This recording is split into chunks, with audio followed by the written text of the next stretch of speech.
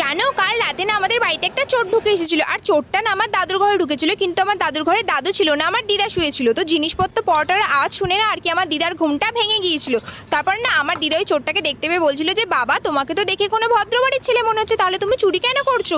নিশ্চয়ই তোমার এমন কোনো পরিস্থিতি রয়ে গেছে যার জন্য তুমি আর কি বাধ্য হয়ে চুরি করছো। আচ্ছা বাবা ঠিক আছে, ওই যে আলমারিটা দেখতে পাচ্ছ না, ওই আলমারির চাবিটা ওখানে ড্রেসিং টেবিলের ডোয়ারের মধ্যে রাখা আছে, যাও চাবিটা তুমি নিয়ে আর কি আলমারিতে যা যা আছে সব বের করে নিয়ে চলে যাও।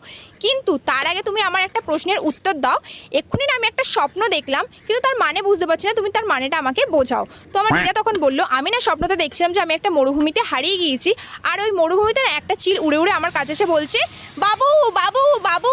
তো পাশের ঘরে না আমার বাবা শুয়েছিল, তো আমার বাবা না আমার দিদার সাউন্ড শুনতে পেয়ে আর কি ছুটে আর কি আমার দাদুর ঘরে চলে এসেছিল। তারপরে আমার বাবা আর দাদু মিলে না চোরটাকে ভীষণ মার মেরেছিল। আমি না এখন বুঝতে পারলাম যে আমার দিদা না কতটা বেশি চালাক, আর কিভাবে ছোটবেলায় আর কি আমাকে বোকা বানিয়ে স্কুলে পাঠিয়ে দিত।